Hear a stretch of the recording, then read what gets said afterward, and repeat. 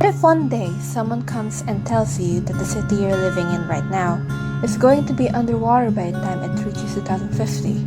What would be your reaction? Of course, I would first laugh at them and say, "You're joking, right?" But then you realize this is nothing to laugh about just by the grim look on their face. Because strange enough, that is what's happening in Jakarta, the city I was born and am currently living in, alongside other 10 million people spreading across this metropolitan area.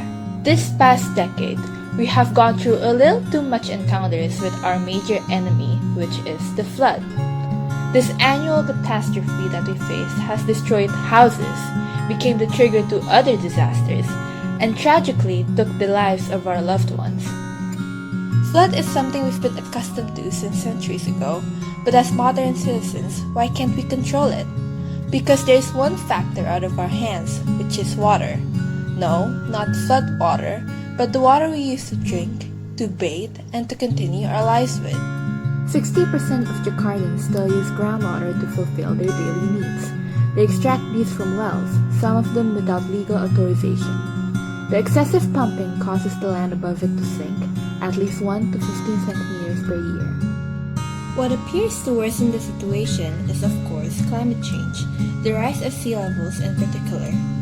Water is expanding because of extra heat, crushing our lands as if it's their own.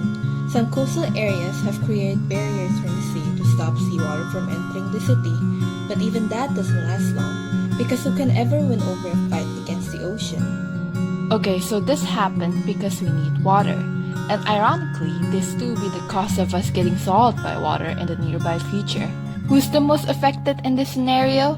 Of course, the lower class citizens in coastal areas that do not have access to pipe water. So what should we do? Logically, we switch to an alternative instead. A method that can provide clean water and sanitation for all citizens of Jakarta, whether it be pipe water, getting water from the mountains, or the artificial recharge of groundwater, a pricey method that was successfully done by Tokyo. Yes, this is going to take a lot of time and money, but amidst our circumstances, is there really a better idea? If we put this as our #1 priority, I believe Jakarta will prevail, as well as the other cities who are still running towards becoming the next Atlantis.